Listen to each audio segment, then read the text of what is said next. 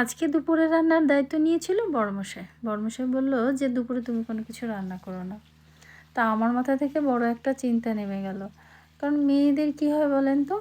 এই দুপুরে কী রান্না করব, সকালে কী খাবো, এটা না বিশাল একটা চিন্তা থাকে। আর আমার তো এই চিন্তা করতে করতেই অনেকটা সময় লেগে যায়। তো আজকের মতো আমার চিন্তা নেই। এই তো এসে দেখি বড়মশাই ওই চিকেনগুলোকে ব্ল্যাক পেপার লবণ দিয়ে কিছুক্ষণ মেখে রেখে ফ্রাই প্যানে তেল গরম করে চিকেনগুলোকে সুন্দর করে লাল লাল করে ভেজে নিচ্ছিল।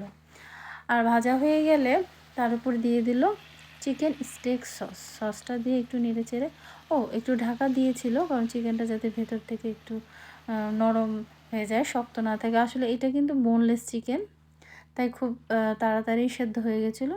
আর এই পাশে প্লেটে কিছু স্যালাড নিয়ে সেই চিকেনগুলোকে স্লাইস করে কেটে গরম গরম ভাতের উপর দিয়ে সাজিয়ে দিল। এই তো হয়ে গেল দুপুরের লাঞ্চ। কত সহজেই হয়ে গেল, তাই না? দেশি খাবারেই যত ঝামেলা, প্রিপারেশন করতেও ঝামেলা, রান্না করতেও অনেক সময় লাগে। আর খাবারটা কিন্তু সেই স্বাদ হয়েছিল। আসলে বড়মশাইয়ের হাতে জাদু আছে। থ্যাঙ্কস।